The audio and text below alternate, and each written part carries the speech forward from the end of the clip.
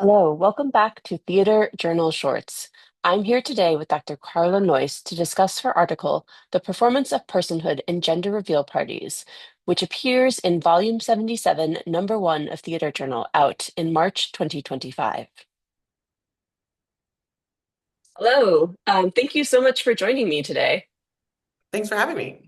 I'm really excited to dig into your article and hear more about it. I was wondering if you could start by just telling us a brief summary of the topic of your piece and what its main argument is. Yeah, absolutely. My article is about gender reveal parties, and is sort of in response to the research that's already been done on it, which is mainly in the fields of theater and performance studies or ritual studies. And a lot of the arguments kind of coalesce around gender reveal parties emerged as sort of a viral social media spread backlash against progressive gender ideology.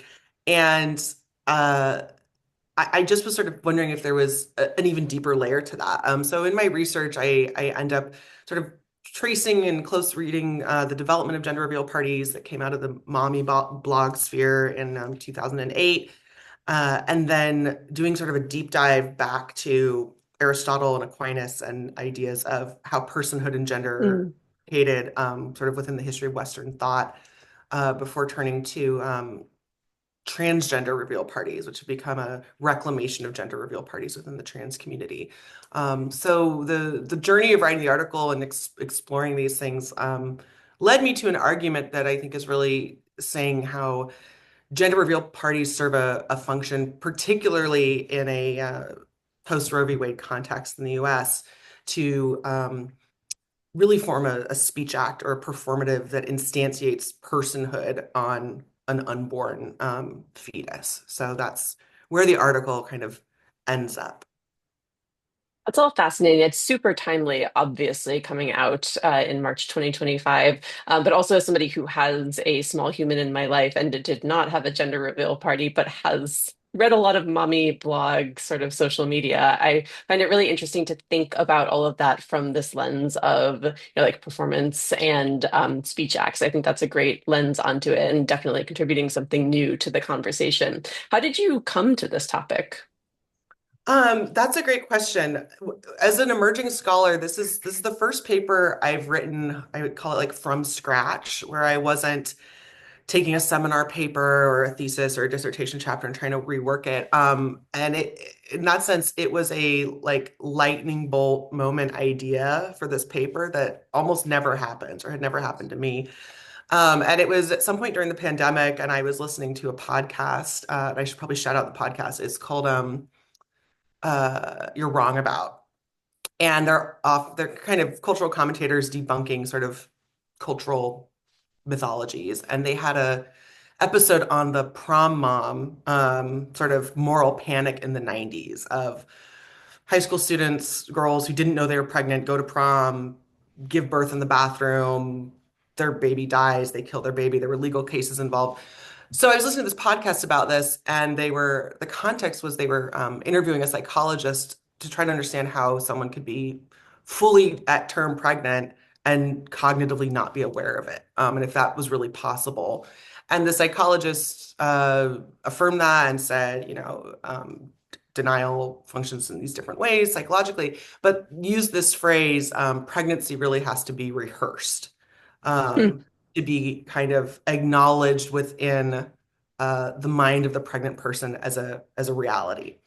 And that phrase, pregnancy has to be rehearsed, just like bolted into my mind as it probably would for anyone with our training in performance studies. And I guess I started thinking about gender reveal parties shortly after that because I'd read a New York Times ethicist column, and someone wrote into the New York Times saying, I think the gender binary is problematic, but my really good friend's having a gender reveal party. Is it morally okay for me to attend the party? And what are the ethical implications of participating in a celebration of the binary? So those sort of things kicked me off on this and starting to see what had been written about it, and sort of found that there was a space I thought I could bring in a new interpretation.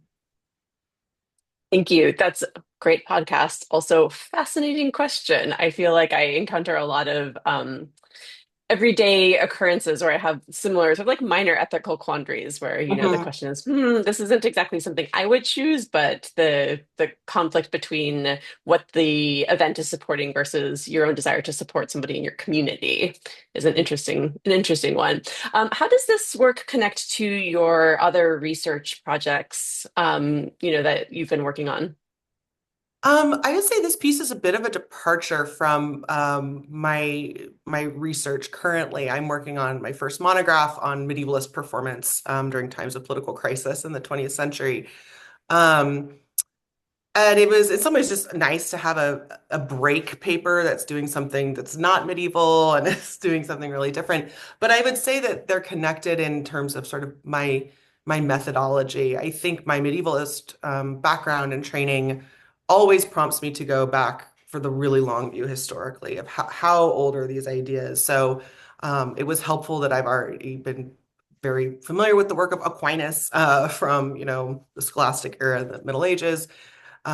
So it was cool to kind of, start with a very contemporary phenomenon like gender reveal parties and then make an argument, which I think the being a theater historian gives you that training, which is this phenomenon that's happening right now always has roots and genealogies that can go back incredibly far. So I think there's a similarity in that sense in terms of my approach as a scholar.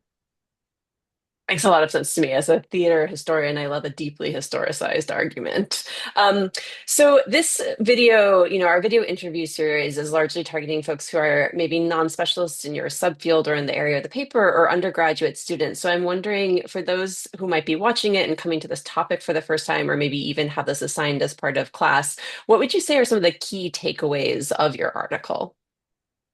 I think for undergraduates, and my hope is that the article is written accessibly enough that it can be, read by undergraduates. But and I've even mentioned it in class at different points to sort of explain what performance studies is, right? Which is, we can look at an event like a gender reveal party, just like a wedding or a funeral or other rituals as a form of performance. I think what was exciting and is exciting to my students about this topic is gender reveal parties are a totally online, viral, social media fed phenomenon. They started off in the mommy blog sphere, and now YouTube videos and TikToks and Facebook videos and posts. So it was new for me to be dealing with an archive that was so born in the digital realm. And I hope that uh, the paper offers kind of a model to undergrads that are just natives in that realm. I mean, I had to download TikTok for the first time to write this paper and search the right hashtags. But I hope it models a way to engage with social media as an archive, but in a rigorous, way.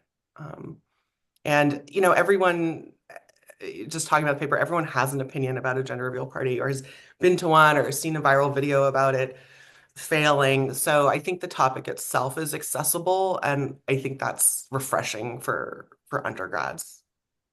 Yeah, absolutely. I mean, I think the combination of modeling how to work critically with something that students that we all engage with every day, and also connecting it to these like very pressing questions about gender and personhood, sounds absolutely fantastic. So hopefully, if you're watching this, you will also check out the print article. So I'm here today with Dr. Carla Neuss, and her article is The Performance of Personhood in Gender Reveal Parties. And that's out in the March 2025 issue of Theater Journal. That's volume 77, issue 1. So thank you again, Dr. Noyce, for being here with me today and for sharing so much about your fascinating work and your article. Thank you.